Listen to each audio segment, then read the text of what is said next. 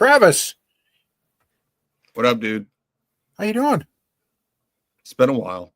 We haven't talked in so long. It just seems like forever. I just happened to be wearing the same shirt as the last time I talked to you. This is the only jacket I own, so. Well, okay, well that explains it. So we had a good one last week. Yeah. I left with this idea. What would it take for the Christian churches, Catholic, Protestant, Orthodox, Anglican, however you want to divide that up? What would it take for there to be unity in the sense that people hope for and pray for? And I made the argument that maybe, tragically, it would take something that actually threatened the existence of the church, the overall church, where if Christianity was threatened, we would unify. But Right. it might take something so horrible,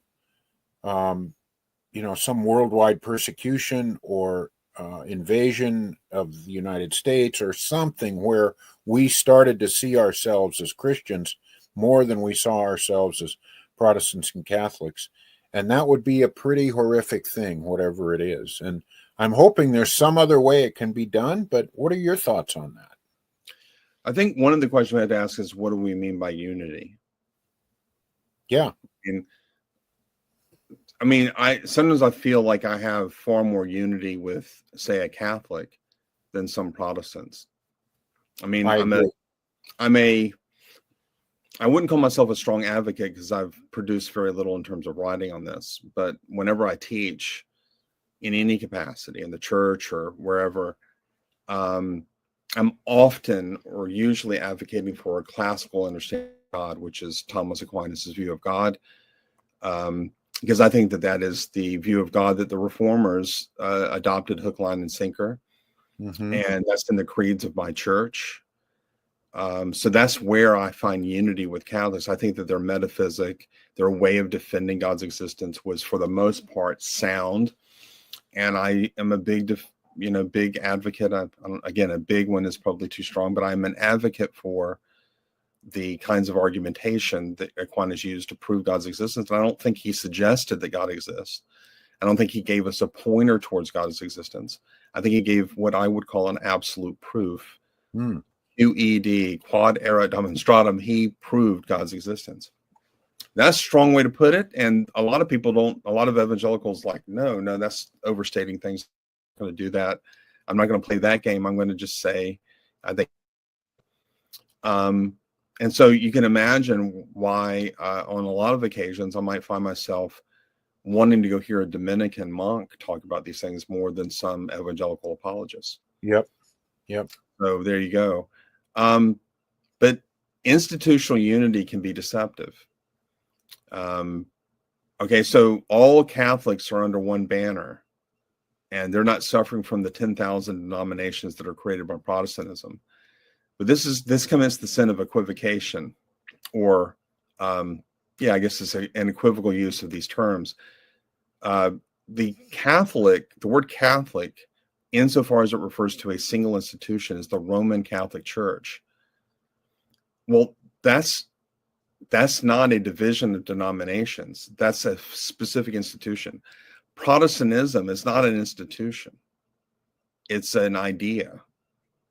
So Roman Catholicism is an institution.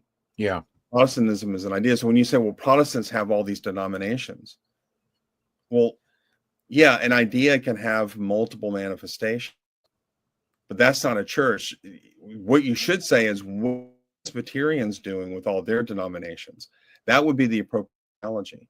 Yeah. And I can tell you the answer. The reason you have more than one Presbyterian church is because in the 1920s, a group of people ran around saying the confession of faith that we uphold is not true. The virgin birth is false. The resurrection didn't really happen. And maybe there isn't even really a God to begin with. And we know that the Trinity is false.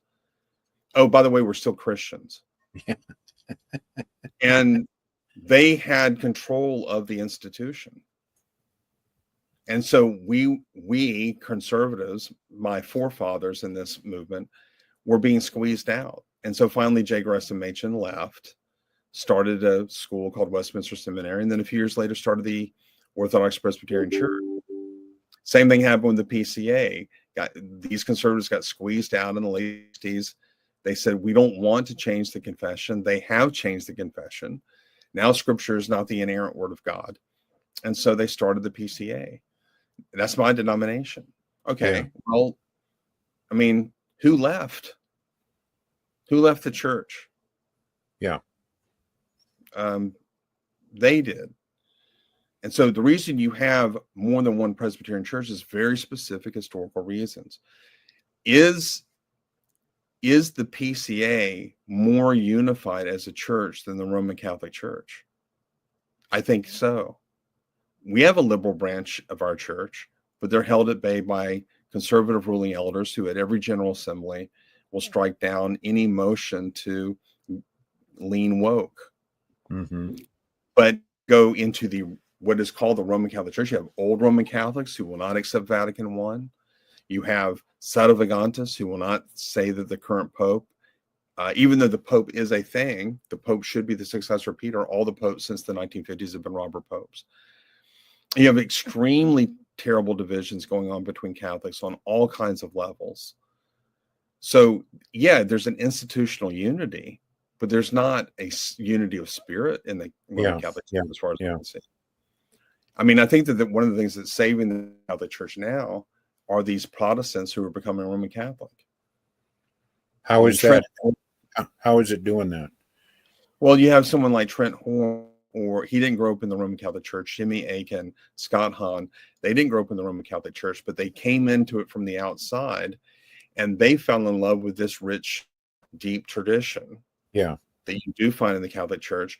Whereas a lot of these people that just grew up in the church are really complacent about it. Yeah. They're the people that are leaving Mass after they take the Eucharist and they just leave. They don't even wait for the benediction. They're the people that show up to church 5 times a year because it's the minimum time you need to go to maintain your sanctification. They're the ones that don't really believe that abortion is wrong. That's the Nancy Pelosi's of the world. I should have total right standing in the church, even though I advocate for the killing of the unborn, which contradicts what my church teaches. The Catholic Church is full of that kind of spirit. But these Protestants that are coming in, they're coming in for a very specific reason. They think that Trent was right. They think that Vatican I is actually correct. And hats off to them, they're consistent. You know, they believe that when they say they're Roman Catholic, that means something. I actually believe in the creeds of the church. You know, when I tell you that I'm a Presbyterian, that means something. I actually think that the Westminster Confession of Faith is true. You can actually go read what I believe. Mm-hmm. You know, it's not tucked away in a corner somewhere. And I am, as an officer of the church, but also as just a person who belongs to that denomination, I am obligated to own it. Like, you know, yeah, I do believe that. So here's a question for you, Travis. I think this will get some conversation going. You know church history much better than I do. Looking back on all the different doctrinal issues that divided the church in the last 2,000 years, in your opinion, how many of those were legitimate? In other words, how many of them really deserved to cause people, some to go left and some to go right, or one way or the other? And how many of them were, we should have just rode through it and weathered it? Okay, so to be specific, you're asking about a doctrinal issue that was such that if we didn't have a creed for it, for example, we wouldn't have Christianity anymore. And so you created division, it was a necessary one. Right. In other words, if you were a member of that church in... This is a hill to die on. Yeah, right. 3. What are they?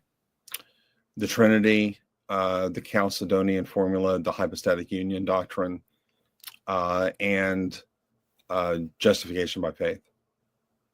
So are you saying those are the only 3 things that churches should hang their hat on? The church, well, there are a lot of other doctrines we should hang our hat on, but my understanding of your question was what creedal formula has been articulated such that we absolutely needed this so as to preserve what we call Christianity. That's what I understood your question to be. There are lots of doctrines that I would insist upon too. I mean, I would say, yeah, we need this, but I don't know of any time in history where there was a creedal formula articulated around it. Sola Scriptura, I hold very dear to my heart, so I guess I could add that, and you could say that's also creedal insofar as it made itself into the reformational creeds. But the gospel is the gospel. Sola Scriptura is extremely important, but it's not a hill that if where if you just reject it, you may find yourself not saved. Justification by faith, I have a very nuanced view of that, but it is the gospel that my standing before God is secured through Christ alone, and I can't imagine compromising on that. And then, of course, the Trinity, while it is itself not the gospel can't really be understood without it. Yeah. Is foundational for our faith. I mean, all of us are baptized into Christ in the name of the Trinity. And then the hypostatic union, you could argue that too is the gospel, because it's God becoming a man to save us. And these were creedally formulated. You have Nicaea II, the Second Nicene Creed on idols, icons, which is what the Greek Orthodox appeals to. I think that was kind of a corrupt council. I think it was all arbitrarily done by the empress, and there's a whole history there. I think that transubstantiation becoming a make or break doctrine should not have been done at the Fourth Lateran Council. So yeah, I can name things that were creedalized that I just don't think were that important. So a lot of these divisions then were pretty unavoidable, it seems. I mean, I think a lot of them probably were, but I look back and I think when could we have stayed together when we didn't? And I don't know, maybe there weren't as many as I would hope there would be, places in history where the church didn't need to divide over that thing, whatever that was. Yeah, there were multiple. Well, I would say that there were multiple times when the church just didn't need to divide over a thing. I mean, there were Protestants generally accept 4 councils. So it's 1, 2, 3, 4, 5, 1 Bible, 2 Testaments, 3 creeds, 4 councils, and 5 centuries. Okay, so we believe that within 5 centuries, all that you need for faith and practice was secured through the church. It took a long time. That's 5 centuries is a long time, but that's what we believe. The other councils that followed, I don't think should be binding on Christians. Mm-hmm. And so Protestants are generally just said no to, like the idea that we can have icons in the church. I think that breaks the second commandment.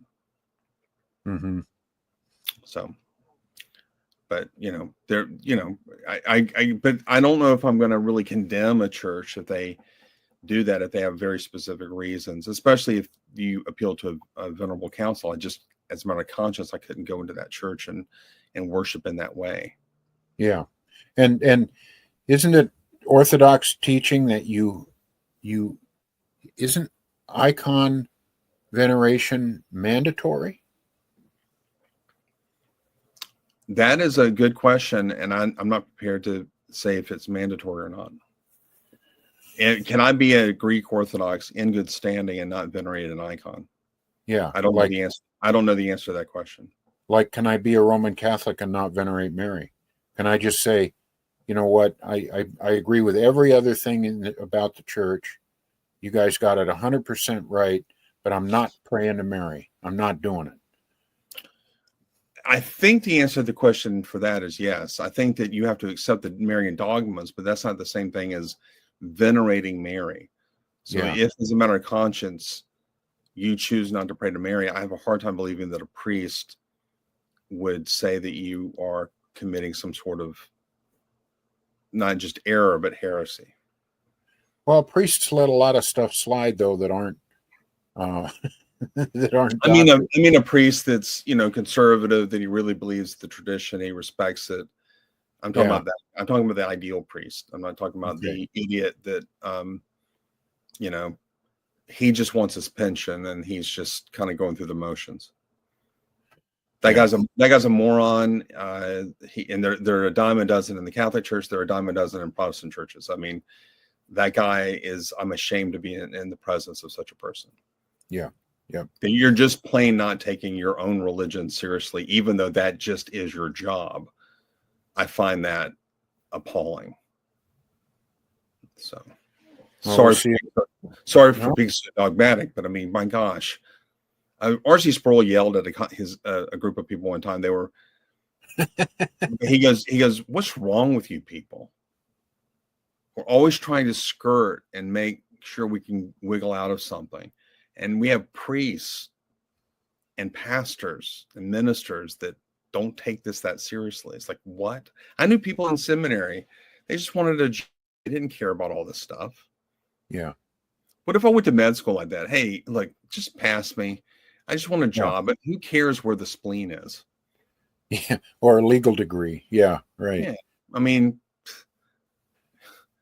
these Supreme Court cases, Marbury versus Madison, so what? Famous motto, water on the bridge. Who cares? I mean, nobody would take me seriously as a lawyer if I thought that. But for some reason, we're supposed to take a minister seriously who just plain doesn't know the text of the Bible or his own tradition. See, that brings up something else, Travis, that it's a different subject, but the Catholic Church believes that, for example, because of apostolic succession, because of this kind of process that they have, that an individual priest can bless the sacraments, can perform a marriage, can do all this stuff, even if his heart just isn't in it, because it's more of a technical thing. As a Protestant, that drives me nuts. It's like, and that goes back to what we talked about a couple of weeks ago. I believe I can take communion with friends at the beach and have it mean as much as it does taking it in church, because I believe that God's going to honor the intent of our heart, and he's not going to say, "No, you didn't have a priest there that's succeeded from Peter through 80 generations and he didn't consecrate it, and so I'm not going to bless that." I don't believe it. I don't buy it. And that's one of the main problems I have with the Catholic Church, is they're really hung up on that whole legal process that they seem to have with that stuff. Does that irritate you like it does me? Or in a qualified sense, I mean, I think that this is ex opere operato. Okay. And it's basically the doctrine that says that the work of the sacrament is not depend on the one working it. Yeah. So the sacrament is effective regardless of the state of the priest's mind when he's giving it. And the reason that controversy arose and was settled with Augustine, it was the Donatist controversy. And what happened was, in 313, the church stopped persecuting Christians. And when that happened, you had a whole lot of Christians who would defect from the faith, even ministers, during the persecution. They abandoned Christ. They denied him. Yeah.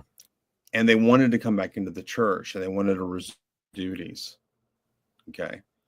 And so there was a big controversy over whether or not a defected priest who was restored, whether his performance of the sacrament before his defection was effective unto the sanctification of his congregants. Yeah. Because clearly he proved himself to be an apostate. So what does that do to my sacrament? I've been taking the sacrament on this guy for all these years. What do I do? And so the argument was the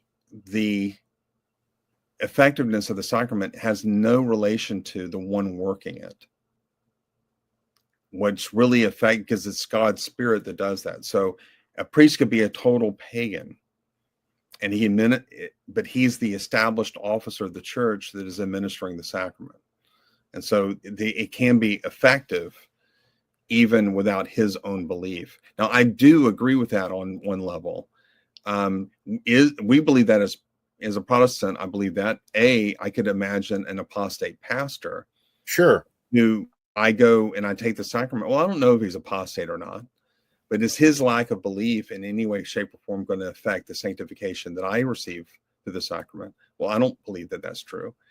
And we can all imagine apologists and theologians and preachers who preach from the Word of God, and I feel moved by it. And then I later find out that this guy was a total, ass.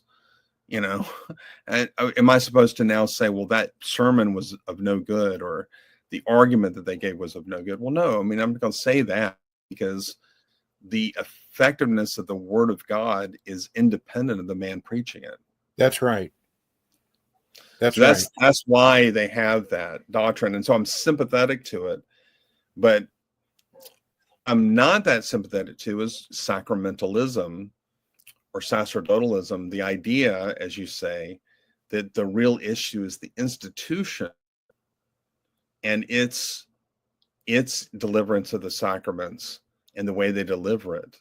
And it's really important that you belong to the institution. Right. So this is why a lot of Catholic converts will always speak of their conversion to the church, because I mean the church is front and center. The institution is the issue. It's like a couple 3 years ago, I think there was a little thing with some Catholic priest I remember hearing, who had been performing marriages wrong. He did one word in the what he was supposed to say. He was doing it wrong, and the church was saying that all of these people that he had married were not actually married now. And I thought, is that really the way God sees it? Really? I just Right. That rubbed me the wrong way. It was like you're so hung up on that legalism that you're going to say those people are not now really married. And isn't it more about they believed they were married, they acted like they were married, they prayed and lived together as if they were married? Isn't there something to that?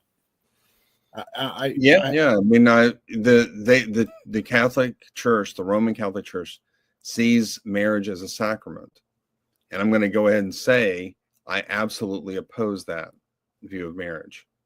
Now, people would say, well, that means you don't think marriage is more meaningful or something. No, it's not a sacrament.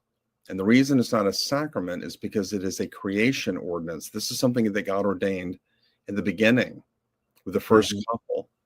And this is why two Hindus that get married together are no less married than two Christians who get married together.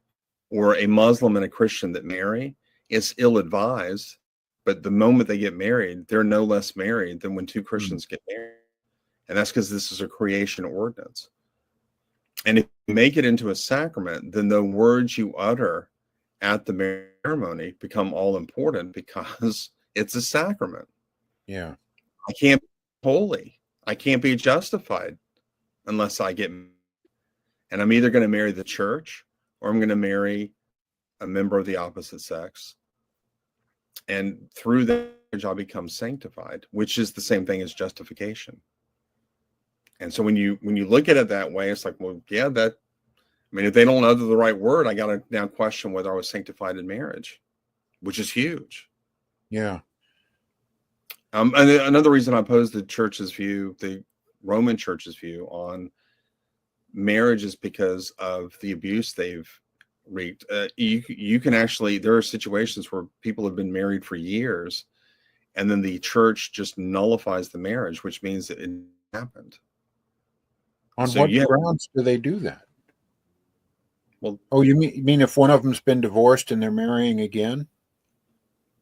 well, you can imagine a couple that, for what I mean, Henry VIII is kind of a good example of this. I mean, he was afraid that he stood under the curse of God because he married the widow of his brother, Catherine of Aragon, Uh-huh. and he thought, well, maybe that's why I'm not having a son. I can't have a son because this marriage has been cursed. Now, the church, uh, the church was in a pickle there because of Luther's Reformation, and so for them to contradict the dispensation of a prior pope, let me back up. In 1509, Arthur Henry's died, and Henry VII had worked very hard to secure this marriage between Arthur and Catherine because this was going to create an alliance between England and Spain. And so what happened was, after Arthur died, Henry had to work really hard, and he got the Pope's favor to work to actually secure this marriage. Hey, despite the fact that this is the widow of my son, this marriage is legit. Now, one of the wrinkles in this, they were, if I remember correctly, they were married by proxy, and Catherine maintained that they had never consummated their marriage. So even though she was legally married to him, they were not physically bound. And that's what partly justified this. Now, later, when Henry wants to get the marriage nullified, the Pope was reticent to do that because then he was contradicting what a prior Pope had arranged. And authority of the Pope was tenuous at this point because of Luther's Reformation. Mm-hmm. So imagine the optics on this. Luther's saying that you popes contradict each other. He was at the Diet of Worms saying this.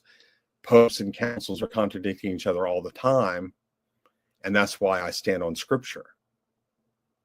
And imagine if, after him saying that, a pope nullifies the marriage, thereby fulfilling Henry's wishes. You can imagine how the Lutherans would use that as ammunition to further their cause. Sure. So this is interesting, is that how the politics get so involved in this. But what that speaks to is the right. I mean, the church had the intrinsic right, and had Luther's Reformation not been going on, they had the right to nullify that marriage between Henry and Catherine.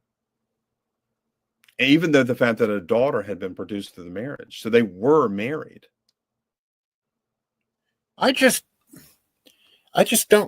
get that mindset. It's like, if the church nullified the marriage, is God then himself going to change his mind about it? Like, oh, well, my church said it's not a marriage anymore, so I guess it's not a marriage anymore.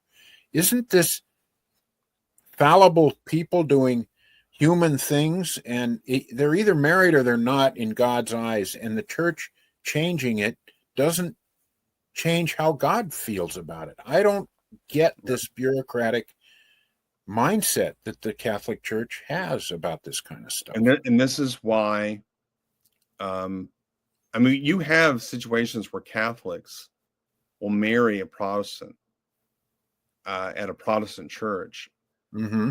and then they will have that marriage later nullified if they join the Catholic Church or they've revived their faith in the Catholic Church, or whatever. The marriage gets nullified because it was not done through a priest, because it's a sacrament. And it's a consistent view, but I'm horrified by it, because that could be 30 years after the marriage, and now you're declaring what was a marriage no longer a marriage, even though you got 10 kids that were produced through this marriage. I mean, that's right. To me, it's insane. The Reformation was very simple. This is a creation ordinance, and that means two things. First, no two people are less married than any other two people, regardless of their religion. And so this is a blessing that God gives to all people, believer or unbeliever, throughout the duration of their lives. And second of all, that means that it is something that can be regulated through the state. The state can regulate marriage, even though the state cannot create marriage, nor is the state an authority over marriage. So the state can declare who can get married, like in terms of age, but the state can't create the definition of marriage, like it's between one man and one woman. Right. And because the state can now regulate the marriage, the state can now hold fathers accountable for the offspring that is produced through that marriage. And the state's not going to nullify it just because you've changed your religion or something like that. Before the Reformation, this was a big problem where you had people getting married, promising to do things, and then getting out of it. You had a whole lot of illegitimate children because you had people that were not joined to the church, and they were just living with each other, shacking up. I don't know. Nobody does that today. So I know it's kind of foreign territory to think of people shacking up without getting married. But that was going on all the time before the Reformation. But when the state began to get involved in it, they could hold men accountable for their sexual behavior. And that created the nuclear family. And that gave protections to children being fathered. And marriage as a civil ordinance is a great blessing to society. It reins in the passions of men and it protects women, because the most vulnerable people in society besides our children are pregnant women. They are some of the most common victims of rape out there. Is appalling to think about, but pregnant women subject of terrible sexual abuse. Yeah. Unfortunately, I can't develop these ideas because, we're getting at the end of our. We always have such a good time, Travis. Well, I don't bring a party. I am the party. You are the party. That's right. All right, Mr. Party. Well, we gotta party out of here. So love you, man. Love you, brother. All right.